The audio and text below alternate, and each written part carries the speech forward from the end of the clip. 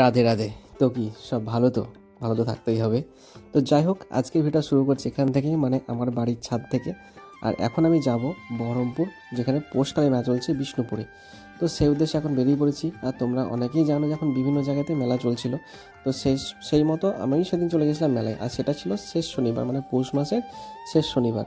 তো সেদিনই মেলাটা লাস্ট ছিল, দেখলাম না গেলেই নয়, ওই জন্য বেরিয়ে পড়েছি। তো চলো এবার গিয়ে দেখি যে ওখানে বীভৎস ভিড়।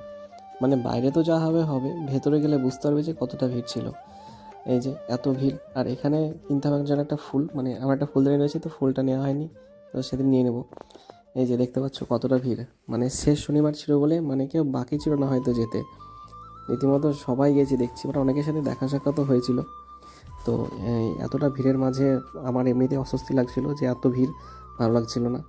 তো যাই হোক, এখন খুব খিদে পেয়ে গেছে, এখন আমি খুঁজছি এখন খাবারের দোকান, কিন্তু সেটা আর খুঁজে পাচ্ছিলাম না, কারণ সেদিন প্রথমবার গেছিলাম। আর খাবারের দোকানগুলো রয়েছে এক সাইডে, স্টলগুলো এক সাইডে রয়েছে। এখন সেটা নিয়ে খোঁজাখুঁজি চলছে যে কোথায় দেখতে পাবো আর আমার একটু ভালো লাগবে, কারণ না খেলে আমার খুব বিরক্ত লাগে, যার জন্যই। আর এইদিকে দেখতে পাচ্ছ যে কত মূর্তি, তো মূর্তিগুলো দেখতে মানে সামনে দেখতে সত্যি কথা বলতে দারুণ লাগছিল দেখতে, এক কথায়। তো এখন বিষয় হলো খাবারের দোকান কোথায় আছে, তো সেটা খুঁজতে গেলে আমাকে পুরো মেলাটা ঘুরতে হবে, তারপরে বুঝতে পারবো। তো যাই হোক, এখন পৌঁছে গেছি খাবারের স্টলে। তো এখান থেকে কিছু খেতে হবে। তো সমস্ত কিছু খাবার তো আমি তুলতে পারিনি। তো এদিকে রয়েছে ভেলপুরি, যেটা খেয়ে দেখলাম মোটামুটি ভালো খাবার ছিল, এটা মানে টেস্ট ছিল আর কি। আর এদিকে ছিল পাঁচফোড়ার চপ। তোমরা সবাই জানো মেলায় গেলে পাঁচফোড়ার চপ থাকবেই, আর সেটা একবার খেয়ে দেখলাম, কারণ আমি কোনোদিনই খাইনি পাঁচফোড়ার চপ। নাম শুনেছি কিন্তু কখনো খেতে ইচ্ছে করিনি, তো সেদিন খেতে ইচ্ছে করলো, ওই জন্য খেয়ে নিলাম।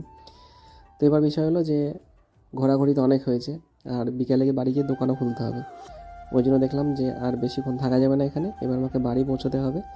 তো রীতিমতো এখন বাড়ির দিকেই রওনা দিচ্ছি বলতে পারো, কারণ মেলার বাইরে এখন যেতে হবে আমাকে, আর মেলার বাইরে গিয়ে দেখতে হবে। আর এদিকে রয়েছে কাঁচা বাদাম, কাঁচা বাদাম না, এটা ভাজা বাদাম আর কি। তো যাই হোক, এসব আর খাওয়া দাওয়া করবো না, এখন যাবো বাড়ি। তো চলো এখন বাড়ি যাওয়া যাক। আর তোমরা ততক্ষণ চ্যানেলটা সাবস্ক্রাইব করো। চলো টাটা, দেখা হচ্ছে নেক্সট ভিডিওতে।